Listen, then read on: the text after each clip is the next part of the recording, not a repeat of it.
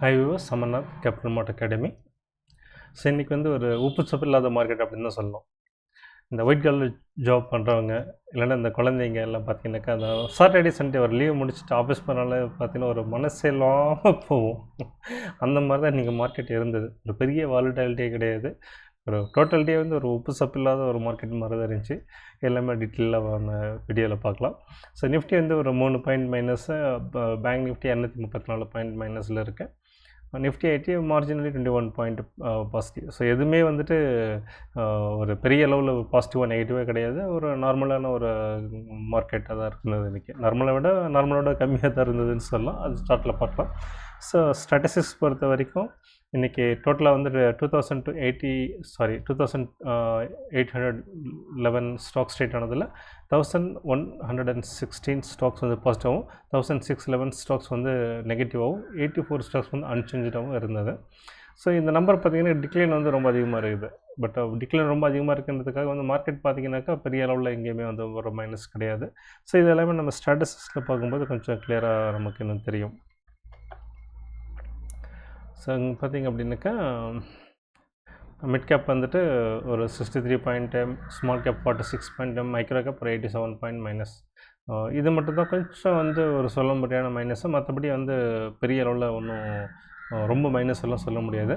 அதே மாதிரி நம்ம மற்ற செக்டார்ஸ் அப்படின்னு பார்க்கும்போது கூட பார்த்திங்க அப்படின்னாக்கா ஒரு மிக்ஸ்டு தான் இருந்தது.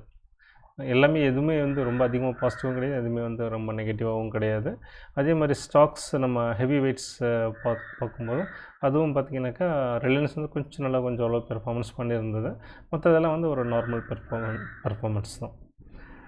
ஓகே, நம்ம இப்போது நிஃப்டிக்குள்ளே பார்க்கலாம். ஸோ நிஃப்டி பார்த்திங்கனாக்கா ஓப்பனிங்கில் இருந்தே வந்துட்டு ஒரு பெரிய லெவலில் ஒரு வாலட்டிலிட்டி கிடையாது. ஒரு சைட்வேஸ் மார்க்கெட்னு தான் சொல்லணும். பார்த்திங்கனாக்கா டோட்டலாகவே வந்து ஒரு ட்ரேடபிள் ஹை அண்ட் லோன்னு பார்த்திங்கனாக்கா 108 கூட கிடையாது. இதுதான் சொல்லணும். ஒரு 92 பாயிண்ட்ஸ் தான், அவ்வளோதான். ஸோ 92 பாயிண்ட்ஸில் வந்து என்டையர் மார்க்கெட் வந்து இன்றைக்கி டிப்ளை ஆகிட்டு இருந்தது. யாருமே ஒன்றும் பண்ண முடியாது அப்படின்ற மாதிரி இருந்தது. ஆல்ரெடி வந்து ஆப்ஷன்ஸ் ரைட் பண்ணி வச்சுருந்தவங்களுக்கு வேணால் கொஞ்சம் இதாக இருந்திருக்குமே தவிர, மற்றபடி இன்ட்ராடேஸ் கூட இது பெரிய அளவில் வந்து இதில் ப்ளே பண்ணியிருக்கேன்னா மார்க்கெட்டாக இல்லை. இன்றைக்கி ரொம்ப இதாக தான் இருந்தது. அதனால தான் நான் டைட்டில் கொடுத்துருந்தேன், உறக்கத்தில் கரடி களைப்பில் காளை அப்படின்ட்டு. ஸோ ஏன் களைப்பில் காளை கொடுத்துருந்தேனாக்கா மார்க்கெட்டோட பார்த்திங்கனாக்கா இப்போ வந்து ஒரு நிஃப்டி வந்து இந்த சைட்வேஸ் எடுக்கிற மாதிரி ஒரு ஃபீலிங் கொடுத்துருக்கேன். நல்ல வந்து ஒரு ரேலியில் வந்துட்டு இப்போ வந்து ஒரு சைட்வேஸ் கொடுக்குற மாதிரி தோணுது. மேபி சப்சிக்வெண்ட் டேஸில் பார்த்திங்கனாக்கா இந்த ரேஞ்ச் வந்து எப்படி இருக்கலாம் அப்படின்ற மாதிரி ஒரு இதாகுது. ஸோ பார்த்திங்க அப்படின்னாக்கா ரொம்ப ஒரு நேரோ ரேஞ்சில் தான் வந்து இருக்கும். ஒரு 24,200 24,400 இந்த 200 பாயிண்டில் வந்து கொஞ்சம் வந்து ஒரு சேச்சுரேட் ஆகிறதுக்கு, கன்சாலிடேட் ஆகிறதுக்கு வாய்ப்பு இருக்குது. ஸோ சப்சிக்வெண்ட் டேஸில் வந்து நமக்கு அது கொஞ்சம் ஊர்ஜிதமாக தெரியும், பார்ப்போம். ஸோ மற்றபடி இதனுடைய மேக்ஸ் பெயின் பார்க்கும்போது வீக்லி கான்ட்ராக்டில் 24,300 பிசிஆர் 0.98 இருக்குது.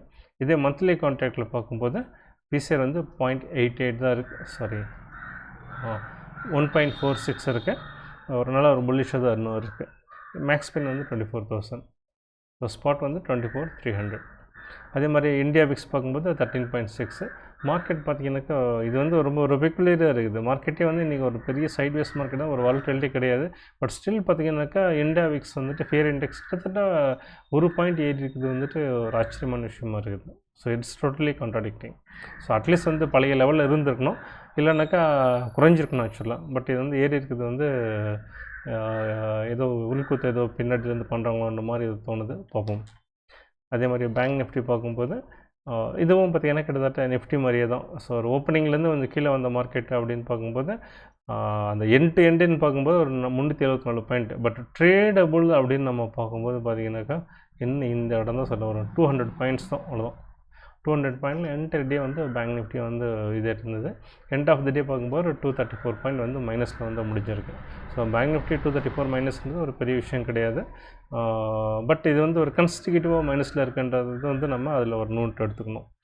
இதே வந்து வீக்லியில் டே சார்ட்டில் பார்க்கும்போது ட்ரெண்ட் பார்க்கும்போது இதுவும் பார்த்திங்கனாக்கா ஒரு சைட்வேஸ் இப்போ எடுக்கிற மாதிரி இருந்தது. இந்த ஜோன் இந்த 52,000 அண்ட் இந்த இடம் 53,000. ஸோ இது வந்துட்டு ஒரு கன்சாலிடேட் ஆகிற இடம் மாதிரி தெரியுது. சப்சிக்வெண்ட் டேஸில் இன்னும் கன்ஃபார்ம் ஆகும். கிட்டத்தட்ட இப்பயே வந்து அது மாதிரி தான் இருக்குது. பெரிய லெவலில் வந்து எந்த ஒரு மூவ்மெண்ட்டும் தெரியல. பார்ப்போம். இதனுடைய மேக்ஸ் பெயின் வந்து வீக்லி கான்ட்ராக்டில் 52,500 அண்ட் பிசிஆர் வந்து 0.64 இருக்குது. மந்த்லி கான்ட்ராக்டில் பார்க்கும்போது 1.19 வந்து பிசிஆர் இருக்குது. கொஞ்சம் புல்லிஷாக தான் இருக்குது. மேக்ஸ் பெயின் வந்து 52,000. ஸோ ஜஸ்ட் ஒரு 400 பாயிண்ட். ஸோ பெரிய விஷயம் கிடையாது பேங்க் நிஃப்டியை பொறுத்த வரைக்கும். தென் வந்து mid and small 400 one of the important index என்னுடைய பாயிண்ட் ஆஃப் வியூவில். பிகாஸ் இது வந்து நல்ல ஒரு ஹோலிஸ்டிக் வீக் கொடுக்கும். Mid cap 150 and small cap 250 இந்த ரெண்டத்தையும் உள்ளடக்கி ஒரு சிங்கிள் இண்டெக்ஸ் தான் மிட் அண்ட் ஸ்மால் 400. ஸோ அதுவே இன்றைக்கி பார்த்தீங்கன்னா கூட வந்து ஒரு பெரிய அளவில் வாலட்டிலிட்டி ஒன்றும் இல்லை. ப்ரீவியஸ் க்ளோஸ்லேருந்து பார்த்திங்க போது ஒரு 57 பாயிண்ட் தான் வந்து மைனஸில் இருந்தது. பெரிய மாற்றம் ஒன்றும் கிடையாது. அதே மாதிரி இது வந்து வீக்லியில் பார்க்கும்போது டே சார்ட்டில் பார்க்கும்போது அந்த ஒரு ட்ரெண்ட் வந்து என்ன ஸ்டில் இதில் மட்டும் கண்டினியூ ஆகிட்டுருக்கு. நம்ம நிஃப்டிலையும் சரி பேங்க் நிஃப்டிலையும் ஒரு சைட்வேஸ் ஒரு மூமெண்ட் ஒரு கன்சாலிடேஷன் மாதிரி இருக்குது. பட் இதை பார்த்தீங்கன்னாக்கா ஒரு ஸ்டில் வந்து ஒரு கிராஜுவல் ஒரு மூமெண்ட்டில் இருக்குது. ஸோ இந்த ரெட்டு கூட எதுக்காக இருந்திருக்கும் அப்படின்னாக்கா இன்றைக்கி மற்ற செக்டர்ஸ் எதுவும் இது லார்ஜ் கேப் வந்து பெரிய அளவில் பெர்ஃபார்ம் பண்ணல. ஸோ அதனுடைய தாக்கம் வந்து அந்த ட்ரேடர்ஸ்க்கு நடுவில் இருக்க தானே செய்யும். ஸோ அந்த வகையில் வந்து ஒரு சின்னதாக ஒரு ரெட்டு வந்திருக்கே தவிர மற்றபடி இது வந்து நல்ல ஒரு அப்சைட் மொமெண்டமில் இருக்குது. ஸோ அப்படி பார்க்கும்போது ஸ்டில் வந்து நம்ம மார்க்கெட் வந்து டவுன் சைடு எதுவும் திரும்பல அப்படின்ற மாதிரி நமக்கு தெளிவாக தெரியுது. ஸோ நம்முடைய யூஎஸ் பிரதர் லாஸ்ட் ஃப்ரைடே என்ன பண்ணி வச்சுருக்காருன்னு பார்க்குறதுக்கு முன்னாடி இன்றைக்கி இண்டெக்ஸ் மூவ்மெண்ட்டில் பார்க்கும்போது எஃப்எம்சிஜியில் இருக்க ஐடிசியும் சரி ஆயில் அண்ட் கேஸில் இருக்க லைன்ஸ் வந்து கொஞ்சம் நல்லா பெர்ஃபார்ம் பண்ணியிருந்தது. ஹெச்டிஎஃப்சி வழக்கம் போல் வந்துட்டு டவுன் சைடில் அது ஒரு கிங்காக இருக்குது. ஒரு 4 நாள் அப்படி தான் இருக்குது. இன்றைக்கி அதே மாதிரி தான் இருக்குது. ஓகே, நம்ம பிக் பிரதர் யூஎஸ் மார்க்கெட் பார்ப்போம். ஸோ லாஸ்ட்டு செஷனில் டிஜே வந்து 67 பாயிண்ட் பாசிட்டிவாகவும் S&P 500 30 பாயிண்ட் பாசிட்டிவாக இருந்திருக்கு.